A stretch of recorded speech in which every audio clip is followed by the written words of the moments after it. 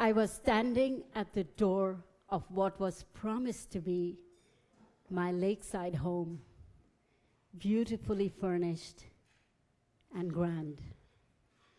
A dramatic contrast to the floors that I had slept on and the plastic grocery bags that I had lived out of back home in India. The man who was standing next to me was my new husband, who had swept me off my feet, courted me lovingly, and stood by me for the seemingly long time it took to get my spousal visa. I had lived a lifetime of pain and beatings, and my first marriage to a drug addict had left me homeless, degraded, and seen as failure in my home for being a divorced woman with a child. This was my proof that dreams do come true. Only the house by the lake was actually a room in Parkdale. I clutched my young daughter as we walked past the prostitute standing at the door and made our way up to a dingy room with only a mattress on the floor. My new husband said to me, "Welcome to Canada. I will be back tomorrow morning." And then he left us. My blood ran cold. This was the beginning of my life in Canada. What followed next were 8 years of torture. Despite having 3 beautiful children with him, I was reduced to a slave in my own home, enduring endless emotional and verbal abuse while my husband continued to live with his ex-wife and have children with her. He visited me only to get his office work done and to use and abuse me. In 2006, I was diagnosed with Bell's palsy, a paralysis that had distorted my face. "You are ugly," he said to me. I began to loathe myself and sat for hours in the washroom, clenching a fistful of Tylenol pills. Lights turned out, and tears flooding down my distorted face. I wanted to die. But my children, I was terrified to leave my children alone.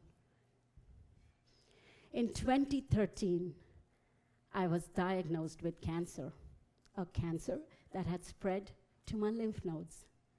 That was devastating to me. I had lived in the constant threat of my children being snatched away, in the fear that my husband would have me deported, and now I was afraid that I was going to die. Yes, I died.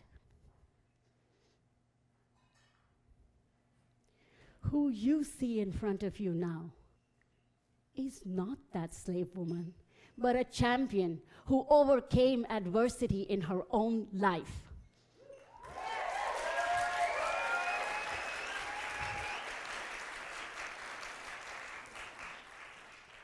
On the day of my surgery, as I lay on the surgery table in the operating room, I made a promise to myself that if I lived, I would save myself and my children from this miserable life of abuse. We deserved better. That moment that adversity gave to me was a gift. And in that moment, I was freed. I'm relieved to share with you that I'm happily divorced.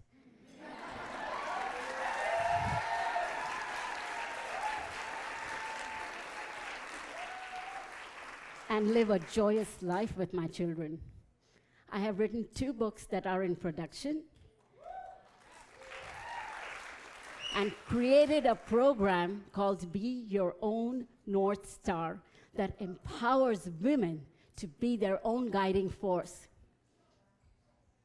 My purpose now is to share my message. For every mother who thinks her daughter is a burden, a father will only want a son. For every sister who instigates and provokes her brother to demand for dowry, a woman will be tortured and a family will fall apart. And for every wife who hushes up her husband's atrocities, a woman like me will be defiled and abused. So my loving tribe, especially those who are diminished by their own fears, this voice is for you.